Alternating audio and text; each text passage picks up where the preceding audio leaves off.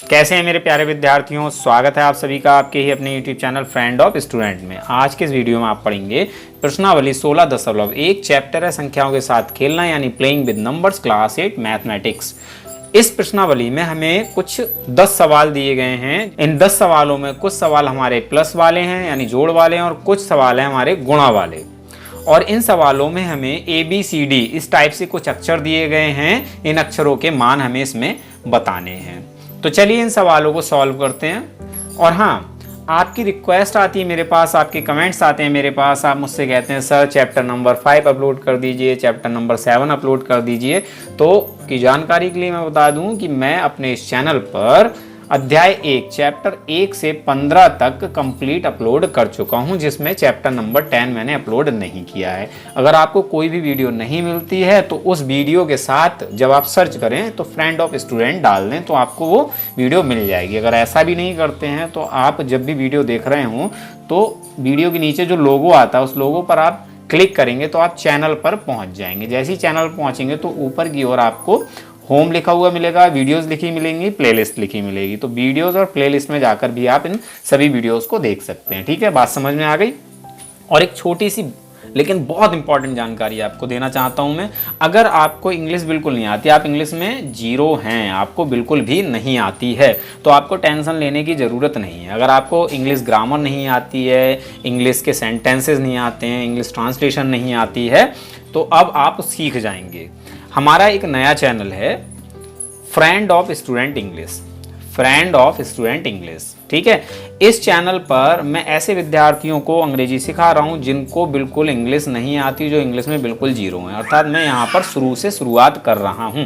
तो अगर आप इंग्लिश सीखना चाहते हैं तो जाइए friend of student English channel को सर्च कीजिए, आपको ये चैनल मिल जाएगा और देखिए कि आप क्या अंग्रेजी सीख सकते हैं या नहीं। तो चलिए आज के इस वीडियो को शुरू करते हैं। तो आज का हमारा पहला सवाल है प्लस का। यहाँ पर हमें एक संख्या दी गई है 3A, इसमें जोड़ा गया है 25 को और आंसर में मिला हमें B 2। ठीक है, तो हमें ये बताना A और B के स्थान पर कौन सा अंक आएगा। तो जैसा कि आप जानते हैं अंक हमारे 0 से लेकर 9 तक होते हैं। ठीक है, तो A और B के स्थान पर या तो 0 आएगा, 1 2 3 4 5 6 7 8 9। ठीक है, यहाँ तक ही कोई अंक आएगा। अब सवाल ये उठता है कि इसे हम सॉल्व कैसे करेंगे। तो देखिए, इसे हम अनुमान से सॉल्व कर सकते हैं। A का हम मान ऐसा क्या रखें जिसमें 5 जोड़े तो हमें 2 मिल जाए।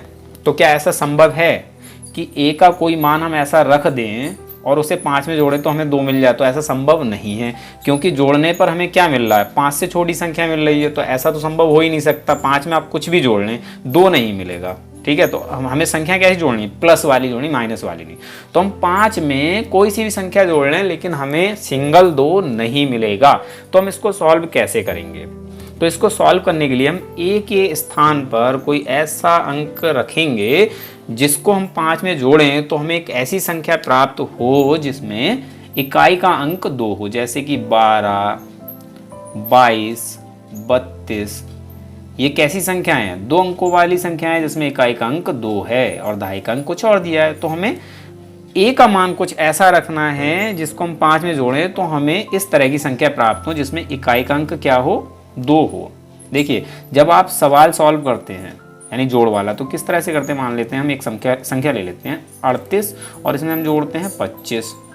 तो हम कैसे जोड़ेंगे, 8 और 5 13 हमें प्राप्त होगा। तो 13 का 3 हम यहाँ रख देंगे और 1 हम यहाँ ले जाएंगे। ठीक है, और फिर इनको जोड़ देंगे। कितना हो जाएगा, ये 6 हो जाएगा। इस तरह से तो जोड़ते हैं। तो हमने यहाँ क्या किया, हमने इस 5 में एक ऐसी संख्या जोड़ी। देखो, 5 में हम कुछ भी जोड़ लें, यहाँ 3 नहीं मिल सकता था। मिल सकता था क्या, नहीं मिल सकता था। तो हम 5 में एक ऐसी संख्या जोड़ेंगे जिसको जोड़ने पर हमें एक ऐसी संख्या मिले जिसमें इकाई का अंक क्या हो, 3 हो।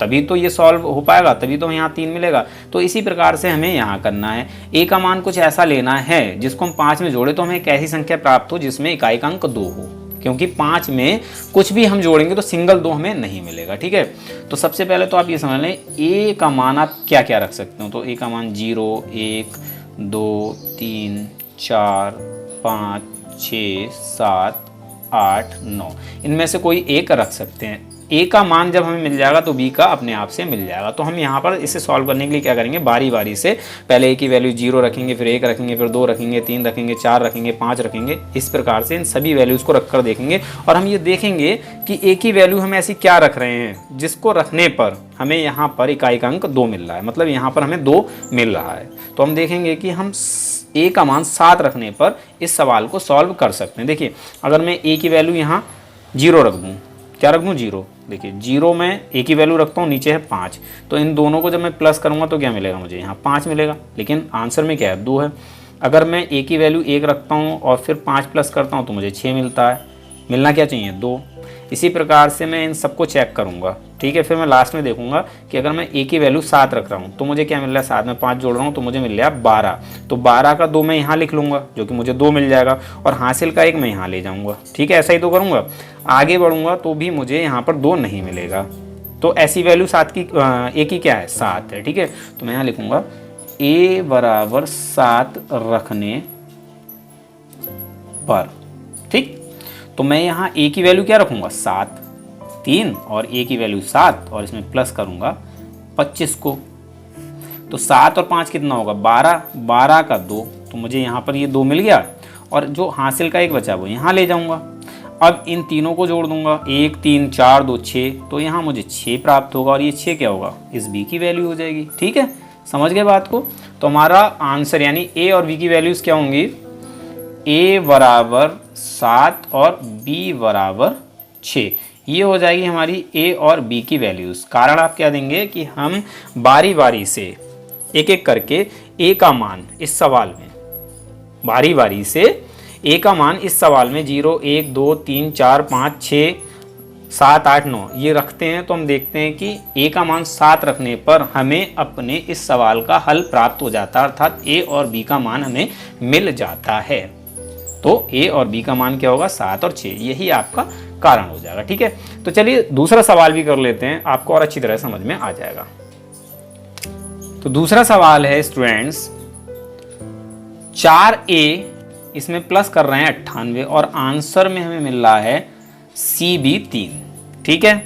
तो यहाँ पर भी अगर हम a का मान ज्ञात कर लेते हैं तो b और c का मान हमें मिल जाएगा। अब देखिए a की वैल्यू हम ऐसी क्या रखें जिसको हम 8 में जोड़े तो 3 मिल जाए, तो ये संभव नहीं है। ऐसा हो सकता है कि 8 में आप कुछ भी जोड़ लें, इवन दैट अगर आप केवल 0 ही जोड़ेंगे तो भी आपको 3 नहीं मिलेगा, क्योंकि यहाँ 8 3 से बड़ी संख्या है।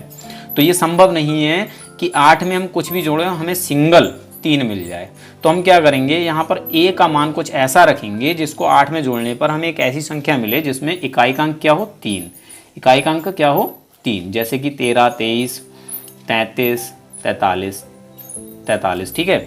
इस तरह की कोई संख्या हमें प्राप्त हो, इनमें सब में इकाई का अंक क्या है 3, 3, 3, 3। तो हम a की वैल्यू ऐसी क्या रखें जिसको हम 8 में जोड़ें तो हमें इकाई का अंक 3 मिल जाए। तो आप अनुमान से ही ये देख सकते हैं, अगर हम 8 में 5 जोड़ेंगे तो हमें 13 प्राप्त होगा या नहीं होगा।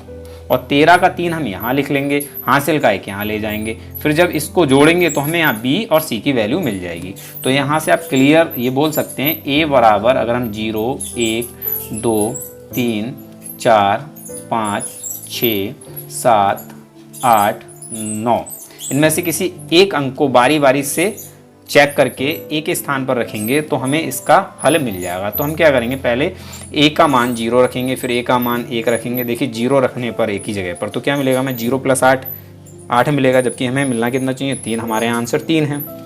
1 रखने पर क्या मिलेगा, 1 और 8 9 होता है, 3 नहीं होता है।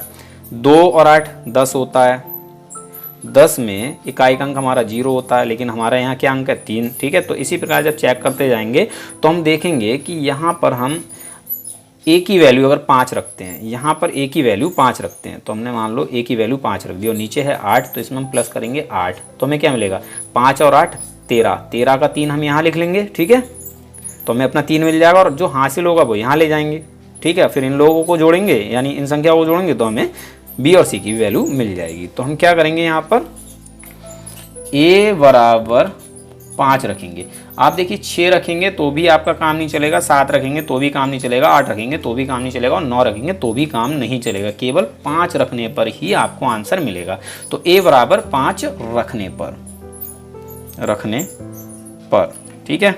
तो हम यहाँ पर 4 लिखेंगे और a की वैल्यू रखेंगे 5 और इसमें प्लस करेंगे 98, ठीक है, 98 और इनको हम सॉल्व करेंगे। तो 5 और 8 कितना होता है 13, 13 का 3 हमें यहाँ मिल गया और हासिल 1 हम यहाँ ले जाएंगे। तो यहाँ हमें 3 मिल गया नीचे, ठीक है। अब इनको हम जोड़ेंगे तो हमें क्या मिलेगा 1 और 4 5 और 9 14, तो 14 का 4 हमारा यहाँ आ जाएगा। तो ये हो जाएगी b की वैल्यू, ठीक है, 14 का 4। अब यहाँ हम हासिल ले जाते हैं लेकिन यहाँ कोई संख्या ही नहीं है, तो 1 जो है वो भी यहाँ पर हम लिख देंगे, ठीक है। इसी तरह से जोड़ेंगे तो ये 1 जो है किसकी वैल्यू हो जाएगी c की। तो हमने देखा कि a का मान जब हमने 5 रखा तो हमें अपने इस प्रश्न का हल मिल गया, यानी हमें a, b और c के मान मिल गए। तो हम लिखेंगे यहाँ पर a बराबर 5 होगा और b बराबर 4 और c बराबर हमारा 1 होगा, ठीक है। रीज़न आप क्या देंगे, रीज़न जो भी मैंने आपको सारी चीज़ें बताई वही देंगे कि हम इस सवाल में बारी बारी से a का मान 0 1 2 3 4 5 रखते हैं। तो हमें पता चलता है कि अगर हम a का मान 5 रखेंगे तभी हमें इस सवाल का हल मिल पाएगा, ठीक है। तो चलिए मिलते हैं अपने नेक्स्ट वीडियो में नेक्स्ट सवाल के साथ। अगर ये वीडियो लेक्चर पसंद आए तो प्लीज़ लाइक ज़रूर करें।